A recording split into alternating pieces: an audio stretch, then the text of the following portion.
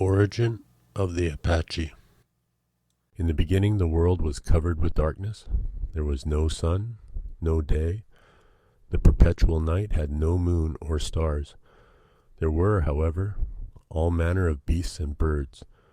Among the beasts were many hideous nameless monsters, as well as dragons, lions, tigers, wolves, foxes, beavers, rabbits, squirrels, rats, mice, and all manner of creeping things such as lizards and serpents. Mankind could not prosper under such conditions, for the beasts and serpents destroyed all human offspring. All creatures had the power of speech and were gifted with reason. There were two tribes of creatures, the birds, or the feathered tribe, and the beasts. The former were organized under their chief, the eagle. These tribes often held councils, and the birds wanted light admitted. This the beasts repeatedly refused to do. Finally, the birds made war against the beasts. The beasts were armed with clubs, but the eagle had taught his tribe to use bows and arrows. The serpents were so wise that they could not all be killed. One took refuge in a perpendicular cliff of a mountain in Arizona, and his eye, changed into a brilliant stone, may be seen in that rock to this day. The bears, when killed, would each be changed into several other bears, so that the more bears the feathered tribe killed, the more there were. The dragon could not be killed either, for he was covered with 4 coats of horny scales, and the arrows would not penetrate these. One of the most hideous, vile monsters, nameless, was proof against arrows. So the eagle flew high up in the air with a round white stone and let it fall on this monster's head, killing him instantly. This was such a good service that the stone was called sacred. A symbol of this stone is used in the tribal game of Ka. They fought for many days, but at last the birds won the victory. After this war was over, although some evil beasts remained, the birds were able to control the councils, and light was admitted. Then mankind could live and prosper. The eagle was chief in this good fight.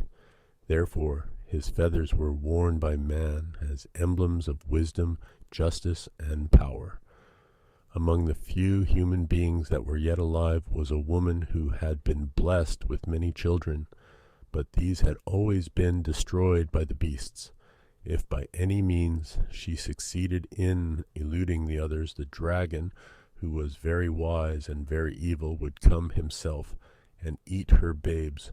After many years, a son of the rainstorm was born to her, and she dug for him a deep cave. The entrance to this cave she closed, and over the spot built a campfire. This concealed the babe's hiding place and kept him warm. Every day she would remove the fire and descend into the cave where the child's bed was to nurse him. Then she would return and rebuild the campfire. Frequently the dragon would come and question her, but she would say, "I have no more children. You have eaten all of them." When the child was larger, he would not always stay in the cave, for he sometimes wanted to run and play. Once the dragon saw his tracks. Now this perplexed and enraged the old dragon, for he could not find the hiding place of the boy. But he said that he would destroy the mother if she did not reveal the child's hiding place. The poor mother was very much troubled. She could not give up her child, but she knew the power and cunning of the dragon. Therefore, she lived in constant fear. Soon after this, the boy said that he wished to go hunting. And the mother would not give her consent. She told him of the dragon, the wolves, and the serpents, but he said, "Tomorrow I go."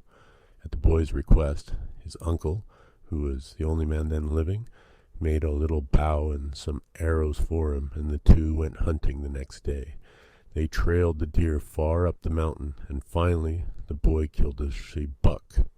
His uncle showed him how to dress the deer and broil the meat.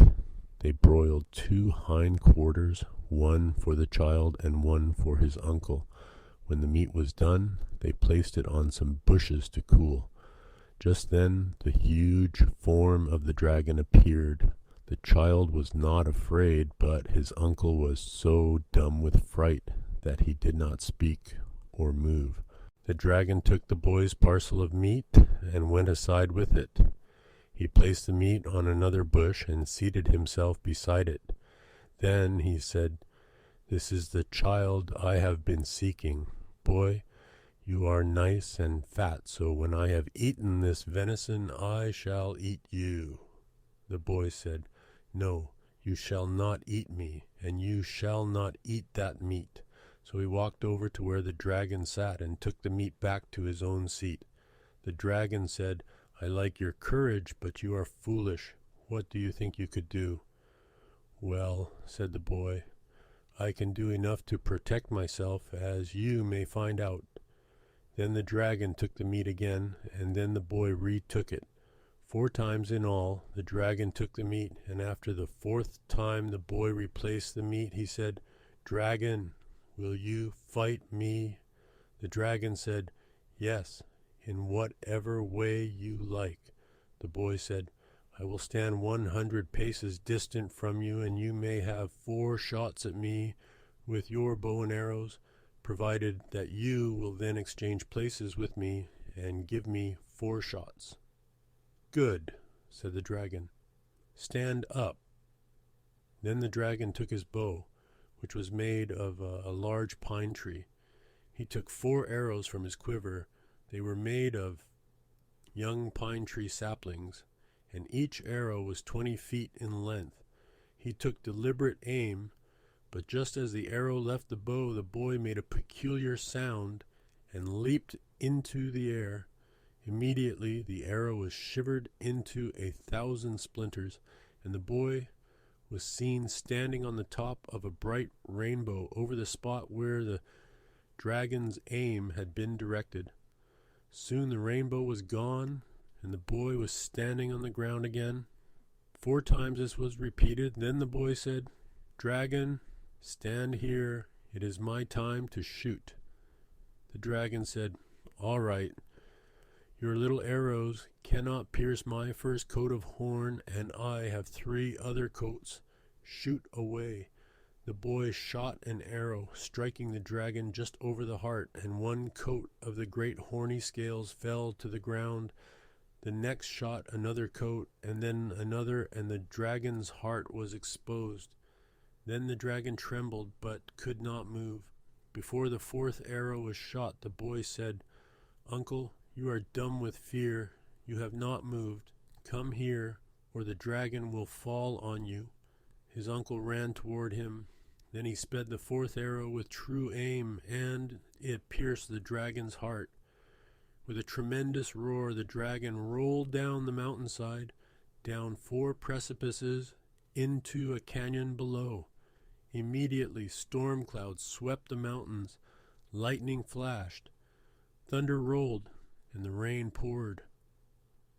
When the rainstorm had passed, far down in the canyon below, they could see fragments of the huge body of the dragon lying among the rocks, and the bones of this dragon may still be found there. This boy's name was Apache.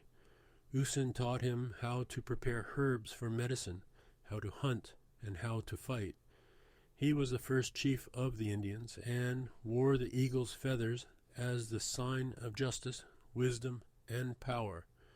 To him and to his people, as they were created, Usen gave homes in the land of the West.